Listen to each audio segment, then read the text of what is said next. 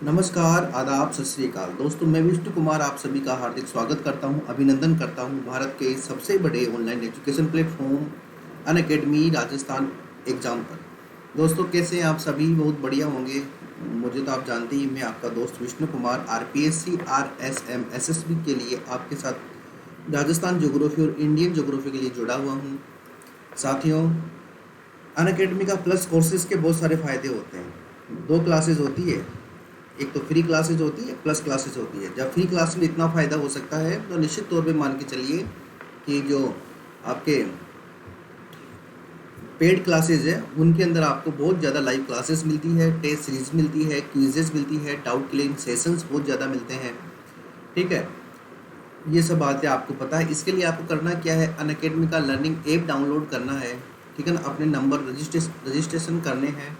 उसके बाद में आरपीएससी सेक्शन में जाकर विष्णु कुमार जांगिड को फॉलो करना है, जिससे राजस्थान ज्योग्राफी और इंडियन ज्योग्राफी की क्लासेस के बारे में आपको पता लग पाए। दूसरा, जो टेस्ट चलते हैं, जो टेस्ट लग रहे हैं राजस्थान ज्योग्राफी के और इंडियन ज्योग्राफी के, उसके बारे में आपको पता लग पाए। साथियों, अगर साथियों आप कोर्स परचेज करना चाहते हैं तो 12 मंथ्स के लिए 58% का डिस्काउंट के साथ में केवल 583 रुपीज़ पर मंथ में कोर्स ले सकते हैं।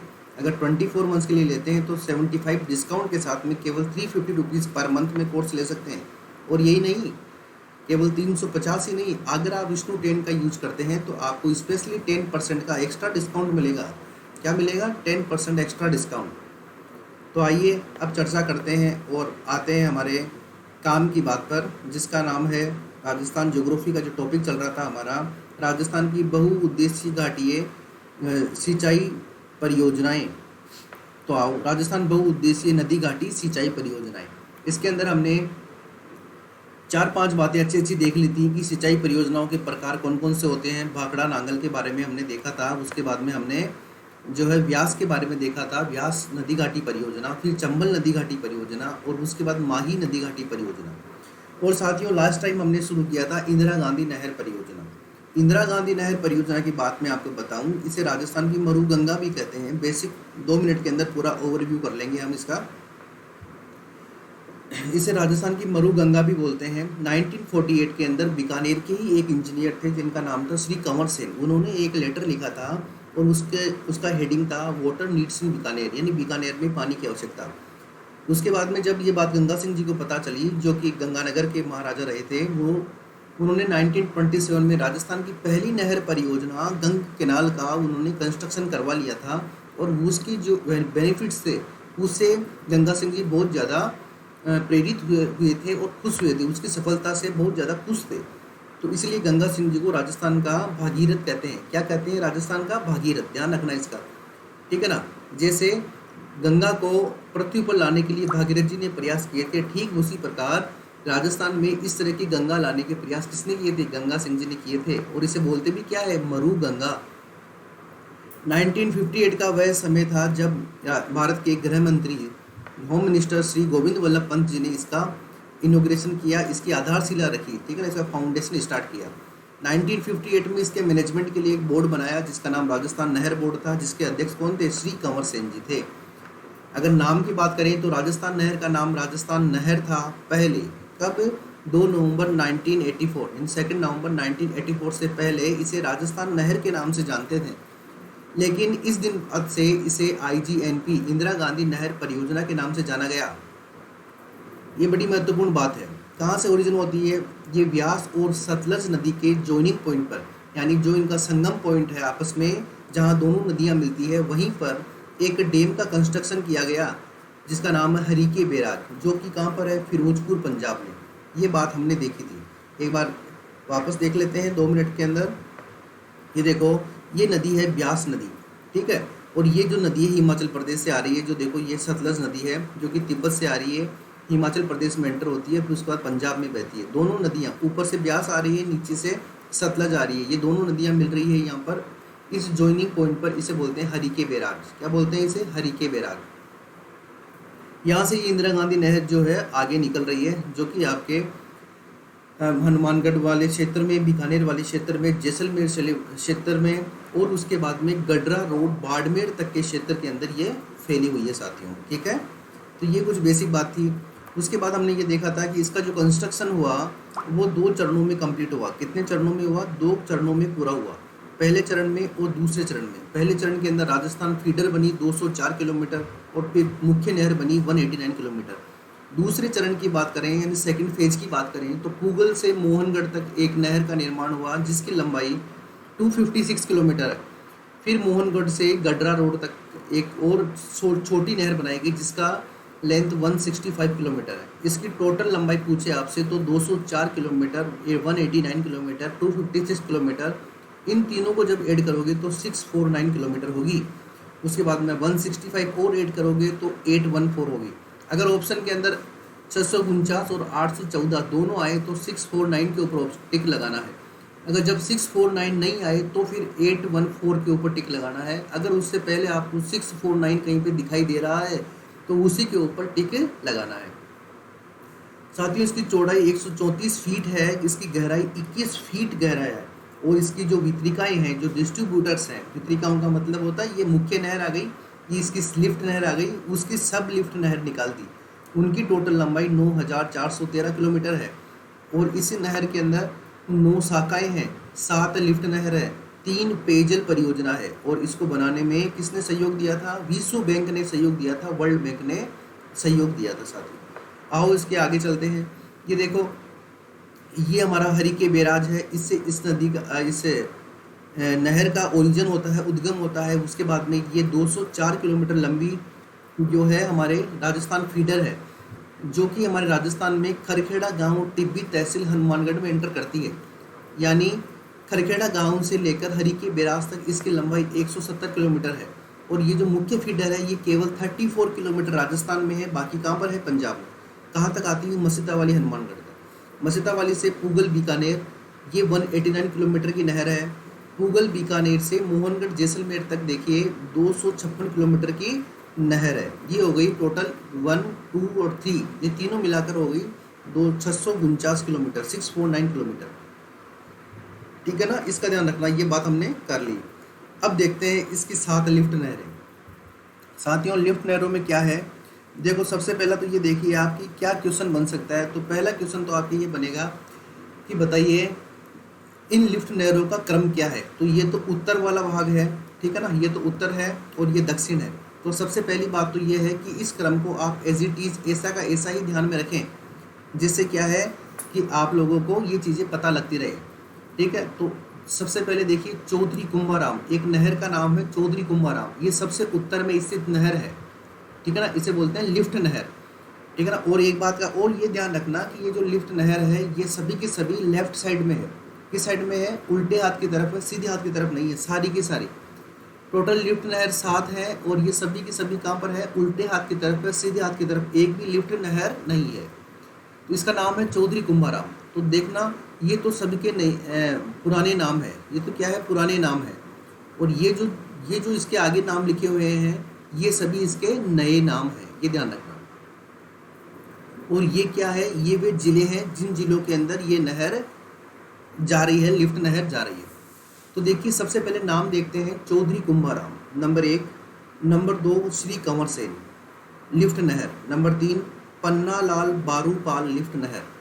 नंबर 4 श्री वीर तेजाजी लिफ्ट नहर। नंबर 5 डॉक्टर करणी लिफ्ट नहर। नंबर 6 गुरु जम्बेश्वर लिफ्ट नहर। और नंबर 7 जय नारायण व्यास लिफ्ट नहर। अब आपके सामने सबसे बड़ी बात आ गई कि साहब इनको याद कैसे करें। तो देखो मेवाड़ के नरेश हुए थे, एक राजा हुए थे कुंभा, राणा कुंभा। उनके एक पुत्र था, अब राजा थे तो उनके पुत्र को क्या बोलते हैं? कंवर बोलते हैं। तो कुंभा का कंवर, उसने जिद करी किसकी? पन्ना की जिद करी। किसकी जिद करी? पन्ना, यानी पन्ना चाहिए था। लेकिन ये बात उन्होंने बताई नहीं, ठीक है ना। तो चौधरी कुंभाराम का क्या था? कुंभाराम का या राणा कुंभा का कंवर था, उसको क्या चाहिए था? पन्ना। अब उसको खूब पन्ने दिए लेकिन वो माना नहीं। तो फिर वीर तेजाजी के पास में गए कि महाराज, क्योंकि हमारे लोक देवता है, ठीक है ना, कि महाराज इसको देखिए ये मानता ही नहीं है, ये इसको पन्ना चाहिए, हमने इसको पन्ना दे दिया लेकिन ये मानता ही नहीं, आप इसका इलाज कर दीजिए। तो वीर तेजाजी ने बोला कि भाई ये जो इसकी जो बीमारी है ये कोई डॉक्टर की बीमारी है, ठीक है ना, तो आप इसे डॉक्टर के पास ले जाओ। तो डॉक्टर करनी के पास लेके आ गए। अब डॉक्टर करनी ने अपने इलाज कर लिए उसके बाद बोला राणा कुंभा को कि आपके कंवर को जो है, आप भी मेरे गुरुजी हैं, उनके पास ले जाओ, क्योंकि दवाइयों से ये ठीक नहीं हो रहा है, तो गुरुजी इसको ज़रूर ठीक कर देंगे, क्योंकि उनके पास में क्या है, दिव्य शक्ति है। तो गुरुजी के पास में आ गए, जिनका नाम है जम्बेश्वर। गुरु जम्बेश्वर ने ध्यान लगाया, बोला कि यार ये जो कंवर सेन है ना, ये क्या है, कंवर जो है आपका, कुंभा को बोला कि आपका कंवर जो है ये राजनीति में जाना चाहता है, मेन बात ये है, इसलिए आप राजनीति के महान योद्धा श्री जयनारायण व्यास से मिलिए। किससे मिलिए? श्री जयनारायण व्यास से मिलिए। तो ये थी इसकी जो आपके 7 लिफ्ट नहर है, इन लिफ्ट नहरों के नाम और इनको कैसे याद रखना है। कुंभा का कंवर था जिसे पन्ना की जरूरत थी, नहीं माना, वीर तेजाजी के पास ले गए, उन्होंने बोला डॉक्टर के पास ले जाओ, डॉक्टर करनी, उन्होंने बोला मेरे गुरुजी हैं उनके पास ले जाओ, गुरु जम्बेश्वर। और उसके बाद में गुरु जम्बेश्वर ने बताया कि ये राजनीति में जाना चाहता है, इसलिए आप राजनीति के महान योद्धा श्री जयनारायण व्यास से जाकर मिलिए। अब देखो ये तो हो गया इनका क्रम। दूसरी बात देखते हैं इनका नया नाम। चौधरी कुंभाराम जो नहर है, इसका नया नाम है नौहर साहबा लिफ्ट नहर।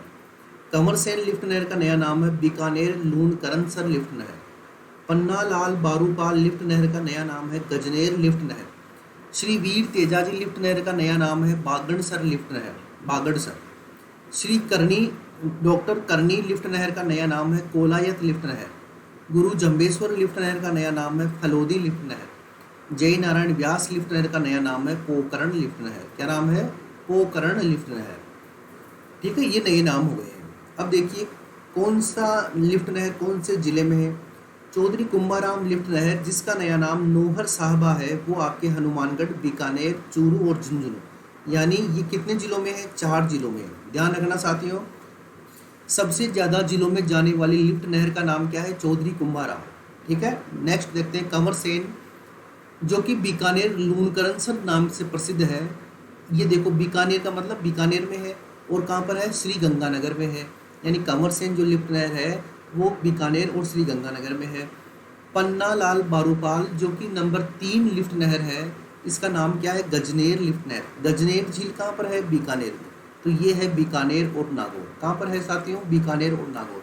साथियों हमने एक चीज़ पढ़ी थी, एक तथ्य पढ़ा था, जिसके अंदर हमने अर्ध शुष्क मरुस्थल वाले क्षेत्र में हमने एक बात करी थी। क्या बात करी थी? कि भाई नागौर क्षेत्र में बांका पट्टी है, कुबड़ पट्टी है, जिसमें फ्लोराइड की मात्रा ज़्यादा है और उसको लगातार पीने से बुढ़ापा जल्दी आता है।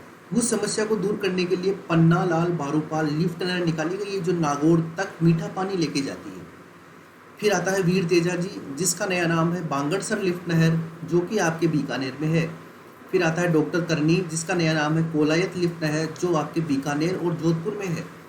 फिर आता है गुरु जम्बेश्वर लिफ्ट नहर, जो कि आपके नया नाम क्या है? फलोदी लिफ्ट नहर, जो आपके बीकानेर, जोधपुर और जैसलमेर में है। फिर आता है जय नारायण व्यास लिफ्ट नहर, जो कि आपके पोखरण लिफ्ट नहर के नाम से जानी जाती है, जो कि वर्तमान में जोधपुर और जैसलमेर में है। कहाँ पर है? जोधपुर और जैसलमेर में। साथियों इससे कोई 50 तरह के क्वेश्चन बन जाएंगे एक ही सीट से। देखो सबसे ज़्यादा जिलों में जाने वाली लिफ्ट नहर का नाम क्या है? चौधरी कुंभाराम। ठीक है, श्री गंगानगर में जाने वाली एकमात्र लिफ्ट नहर का नाम क्या है? कंवर सेन। केवल बीकानेर में जाने वाली एकमात्र लिफ्ट नहर का नाम क्या है? श्री वीर तेजाजी। बीकानेर में नहीं जाने वाली एकमात्र लिफ्ट नहर का नाम क्या है? जय नारायण व्यास, जो जोधपुर में और जैसलमेर में, बाकी सभी बीकानेर में है। बात समझ गए? सबसे पुरानी लिफ्ट नहर कौन सी है? श्री कंवर सेन लिफ्ट नहर। तो देखो आगे चलते हैं। ये देखो सर्वाधिक जिलों में विस्तृत लिफ्ट केनाल कौन सी है? चौधरी कुंभाराम। 2 जिलों में कितनी लिफ्ट नहरें हैं? 4। केवल बीकानेर में वीर तेजाजी। जोधपुर में कितनी लिफ्ट नहर है? 3। जैसलमेर में कितनी लिफ्ट नहर है? 2। बीकानेर में कितनी है? 6। ऐसी कौन सी लिफ्ट नहर है जो बीकानेर में नहीं जाती? इसका नाम है जय नारायण व्यास लिफ्ट नहर या फिर पोकरण लिफ्ट नहर। निर्माणाधीन लिफ्ट नहर का क्या नाम है? बाबा रामदेव। कहाँ पर? बाड़मेर में। प्रस्तावित लिफ्ट नहर का नाम क्या है? भेरूदान चालानी। कहाँ पर? जैसलमेर में। यह भी प्रपोज्ड है, प्रस्तावित है, ये बनी नहीं है भाई साथियों। तो ये थी आपकी लिफ्ट नहर है भाई। अब बात करते हैं इसकी 9 शाखाएं जो है उसकी बात करते हैं। तो देखो साथियों ये आपकी क्या है? इंदिरा गांधी नहर है, इसमें देखिए 9 शाखाएं हैं। एक शाखा जो है वो आपके उल्टे हाथ की तरफ है, यानी बाएं हाथ की तरफ है, जिसका नाम है रावतसर, जो कि हनुमानगढ़ में है। बाकी सभी शाखाएं, बाकी सभी 8 शाखाएं जो है सीधे हाथ की तरफ है, राइट साइड में है, जिनके नाम क्या है। एक का नाम है सूरतगढ़, ये देखो ये सूरतगढ़, और ये नाम है अनूपगढ़, यानी सूरतगढ़ और अनूपगढ़ ये दोनों कहाँ पर है, आपके श्री गंगानगर में है। उसके बाद देखिए पूगल, ये बीकानेर में है, दातोर ये बीकानेर में है, और बिरसलपुर ये बीकानेर में है। यानी पूगल, दातोर और बिरसलपुर ये जो 3 शाखाएं हैं ये कहाँ पर है, राव बीका की नगरी बीकानेर में है। उसके बाद देखिए चारण वाला या चारणा वाला ये एक शाखा है, ये बीकानेर में भी है और जैसलमेर में भी है। चारणा वाला जो शाखा है वो कहाँ पर है, बीकानेर और जैसलमेर। उसके बाद देखिए आगे 2 शाखाएं हैं, एक का नाम है शहीद बीरबल और एक का नाम है सागरबल गोपा। साथियों शहीद बीरबल, आपको पता है पिछली बार पटवारी में एक क्वेश्चन आया था कि बीरबल दिवस कहाँ मनाया जाता है, तो उसका ऑप्शन था बीकानेर प्रजामंडल, क्योंकि यही वो व्यक्ति था जिसने एक बार झंडा लेके फहरा दिया था, फिर उनको जला दिया था इनको बीरबल सर को, ठीक है ना। इसीलिए शहीद बीरबल जो है बीकानेर प्रजामंडल में इनका दिवस मनाया जाता है। सागरमल गोपा ये लास्ट वाली है, दोनों जैसलमेर में। सागरमल गोपा एक क्रांतिकारी थे, इन्होंने जैसलमेर में गुंडा राज और आज़ादी की दीवाने 2 पुस्तक लिखी थी और इन्हें जेल में ही जिंदा जला दिया था सागरमल गोपा को। तो इस प्रकार के दीवाने थे ये। तो इन्होंने 2 पुस्तकें हैं इनकी, क्या नाम है, जैसलमेर में गुंडा राज और नंबर 2 आज़ादी के दीवाने। अब देखिए ये हमारी हो गई 9 लिफ्ट नहरें। 9 लिफ्ट नहर में से केवल एक रावतसर लिफ्ट नहर जो कि हनुमानगढ़ में है, ये आपके लेफ्ट साइड में है, बाकी सभी राइट साइड में है। हनुमानगढ़ में 1 है, गंगानगर में 2 है, बीकानेर में 3 है, जैसलमेर में 3 है और बीकानेर और जैसलमेर में 1 है। बात समझ गए। अब देखो आगे, ये जैसलमेर का मोहनगढ़ है। इस मोहनगढ़ से 2 शाखाएं निकाली गई है छोटी छोटी, जिसका नाम है लीलवा शाखा और एक का नाम है दीघा शाखा। ये भी कंस्ट्रक्शन फॉर्म में है, लीलवा शाखा और दीघा शाखा। ये बीकानेर से निकाली गई है और ये कहाँ पर जाएगी, आपके बाड़मेर में जाएगी। सागरमल गोपा जो शाखा निकाली गई है मुख्य नहर से, उसका जो अंतिम छोर है, उस अंतिम छोर से एक दूसरी लिफ्ट नहर निकाली गई है और इसी लिफ्ट नहर का नाम है बाबा रामदेव उप शाखा। क्या नाम है इसका, बाबा रामदेव उप शाखा। ये बात समझ में आ गई आपको। ये हो गई इसकी बात शाखाओं की। अब साथियों सूरतगढ़ के ऊपर स्टार लगा हुआ है, अनूपगढ़ पे स्टार लगा हुआ है, पूगल पे स्टार लगा हुआ है, बिरसलपुर पे स्टार है और चारणवाला पे स्टार है। ये जो स्टार है ना, इस स्टार का मतलब क्या है, लघु पन विद्युत घर है, यानी स्मॉल इलेक्ट्रिसिटी प्रोडक्शन सेंटर है। यानी यहाँ पर जो है विद्युत का उत्पादन भी किया जाता है भाई साथियों। बात समझ गए। आगे चलते हैं। अब देखते हैं इसके ऊपर 3 क्या है, पेयजल लिफ्ट नहर है, यानी ड्रिंकिंग वाटर लिफ्ट नहर है। साथियों ये देखो, एक का नाम है श्री कंवर सेन पेयजल लिफ्ट नहर, एक का नाम है राजीव गांधी पेयजल लिफ्ट नहर, एक का नाम है आपनी परियोजना। तो देखिए कंवर सेन लिफ्ट नहर कहाँ पर जाती है, श्री गंगानगर में और बीकानेर में जाती है। ये पेयजल लिफ्ट नहर की बात कर रहा हूँ और इसी पेयजल लिफ्ट नहर को बीकानेर की जीवन रेखा कहते हैं। क्या कहते हैं, बीकानेर की जीवन रेखा। दूसरी देखिए राजीव गांधी पेयजल लिफ्ट नहर, ये आपके जोधपुर में है। कहाँ पर है ये, जोधपुर में। राजीव गांधी पेयजल लिफ्ट नहर जोधपुर में है, ठीक है। और इसी के ऊपर एक झील बनी हुई है जो मैंने आपको बताई थी, सर प्रताप सागर, ठीक है।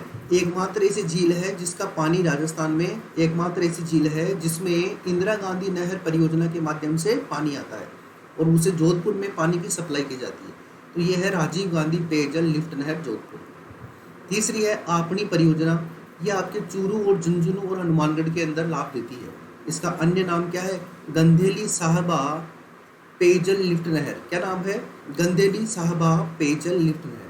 तो साथियों ये आपकी 3 क्या है, पेयजल की लिफ्ट नहर है। किसके ऊपर, हमारे इंदिरा गांधी नहर पे। हमने क्या क्या देखा, 7 इसकी लिफ्ट नहरें हैं, 9 इसकी ब्रांचेज यानी शाखाएं हैं और 3 क्या है इसकी पेयजल लिफ्ट नहरें हैं। एक का नाम कंवर सेन श्री गंगानगर बीकानेर में, एक का नाम राजीव गांधी जोधपुर में, एक का नाम आपनी परियोजना चूरू झुंझुनू और हनुमानगढ़ में। अब देखें साथियों इकोनॉमी सर्वे, राजस्थान की आर्थिक समीक्षा से कुछ आंकड़े लिए हैं। इंदिरा गांधी नहर परियोजना का कुल सिंचित क्षेत्र कितना है साथियों, 16.17 लाख हेक्टेयर।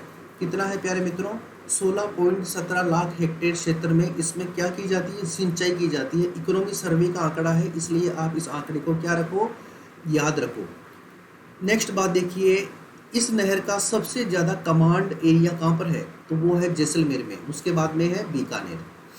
लाभ क्या है, इससे क्या है, पानी आता है, मीठा पानी। इससे क्या है, कृषि कार्य ज़्यादा होते हैं, जिससे रोजगार बढ़ता है, जिससे आत्मनिर्भरता बढ़ती है, और सामाजिक रूप से, आर्थिक रूप से, राजनीतिक रूप से और शैक्षणिक रूप से हम सभी क्या होते हैं, सशक्त होते हैं। और जो हमारा पिछड़ा हुआ राजस्थान है, वो राजस्थान क्या मतलब एक विकासशील और विकसित राजस्थान की ओर अग्रसर है। यहाँ पर पेयजल भी मिलता है इससे। और पता है आपको, जो पन्नालाल भारूपाल लिफ्ट नहर है, वो फ्लोराइड की समस्या जो नागौर में है, जिसे कुबड़ पट्टी या फिर बांका पट्टी कहते हैं, या फिर हम तो बेल्ट कहते हैं, उसके अंदर क्या है, बड़ा इशू क्रिएट कर देती है वो बांका पट्टी। उसको दूर करने के लिए भी ये नहर काम में आती है। लेकिन इस नहर के लाभ बहुत है, लेकिन एक सेम की समस्या और हो गई यहाँ पे। अब ये सेम की समस्या क्या है, उससे पहले ये देखते हैं, इसके ऊपर विद्युत संयंत्र भी है। मैंने आपको बताया था अभी, शाखाओं के ऊपर स्टार लगे हुए हैं, वो सभी शाखाएं के ऊपर क्या है, ये विद्युत उत्पादन होता है, जैसे सूरतगढ़, अनूपगढ़, पूगल, बिचलपुर और चारणावाला। और यहाँ पर वनों के बढ़ावा देने के लिए एक वन सेना का भी गठन किया गया है, वन सेना का भी गठन किया गया है। अब देखो साथियों, सेम की समस्या क्या है, जैसे मान लिया ये मेरा खेत है और इस मेरे खेत के ऊपर मैंने बहुत ज़्यादा सिंचाई कर दी, तो इस खेत के नीचे पानी चला गया, यानी पानी चला गया नीचे। अब आप जानते हो इस जगह पर, खेत के ऊपर इस जगह पर क्या है, नमकीनी चट्टाने हैं, यानी लवणीय चट्टाने हैं, माइकासिस्ट रॉक है, नमकीन चट्टाने हैं, माइकासिस्ट रॉक है। अब विज्ञान में एक होता है केशिकत्व प्रणाली या कैपिलरी सिस्टम। इसमें क्या होता है, जैसे ये हमारा चिमनी है, ठीक है ना, और इस चिमनी के अंदर तेल होता है इस जगह पर, और यहाँ पर एक धागा बंधा होता है मोटा सा, और इस धागा को हम क्या करते हैं, गाँव में लाइट चली जाती है तो इसको जलाते हैं, तो ये क्या है, चिमनी है। अब देखो तेल नीचे है लेकिन जल ऊपर रहा है, इसका मतलब तेल नीचे से ऊपर जा रहा है। इसका मतलब ये वह कार्य है जो गुरुत्वाकर्षण के विपरीत होता है। किसके विपरीत होता है, ग्रेविटेशनल फोर्स के अगेंस्ट काम होता है इसमें। ठीक इसी प्रकार से जब ये पानी, ये मेरा खेत है और इस खेत में ज़्यादा सिंचाई कर दिया तो पानी नीचे चला गया, तो ये पानी वापस ऊपर आता है और अपने साथ में क्या लेके आता है, नमकीनी चट्टानों या माइकासिस्ट जो रॉक है, इनके तत्व लेके आता है और इस खेत के ऊपर जमा कर देता है।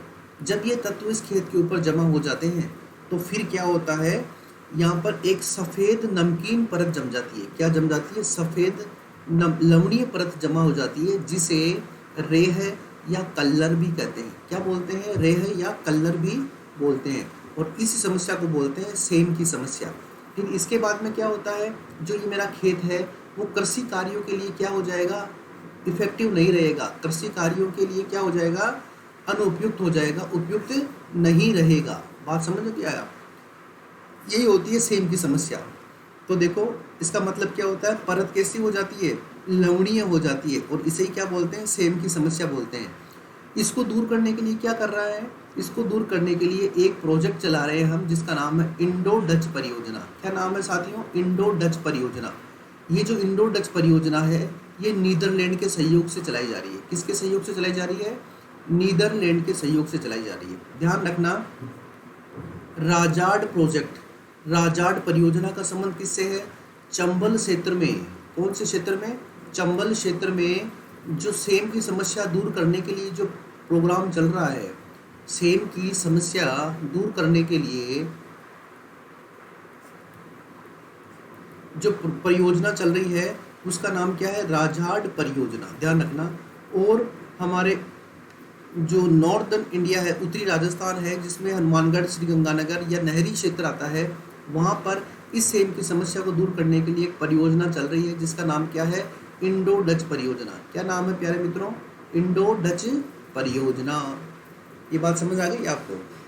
तो साथियों ये थी कुछ बेसिक बातें आपकी किसकी, इंदिरा गांधी नहर परियोजना की। इसी के साथ में इंदिरा गांधी नहर परियोजना बिल्कुल कंप्लीट हो गई है। कल का जो टॉपिक होगा हमारे, उसके अंदर हम गंगा नहर का स्टडी करेंगे और नर्मदा नहर का स्टडी करेंगे। और इसी तरह से हमारी जो कंटिन्यू क्लासेज आगे चलती रहेगी। अगर आपको मुझसे लाइव मिलना है, बात करनी है, तो मुझे कमेंट करके बता सकते हैं आप, ठीक है। अधिक से अधिक दोस्तों को इसे शेयर भी कर सकते हैं। और साथ ही अगर लाइव जुड़ना है तो शाम को 5 बजे वाईफाई 2.0 पर राजस्थान ज्योग्राफी के लिए मैं आपके लिए लाइव आऊँगा, और सुबह 9 बजे इंडियन ज्योग्राफी के लिए अनअकैडमी के लर्निंग ऐप पर स्पेशल फ्री क्लासेस में अभी इंडियन ज्योग्राफी क्लासेस चल रही है, आप उसे भी ले सकते हैं साथियों, ठीक है। आज के लिए इतना ही। स्वस्थ रहो, खुश रहो, मस्त रहो, अपनी तैयारी को बहुत आगे अच्छे से बढ़ाते रहिए। तब तक के लिए नमस्कार, मिलते हैं जल्दी ही। जय हिंद, जय भारत।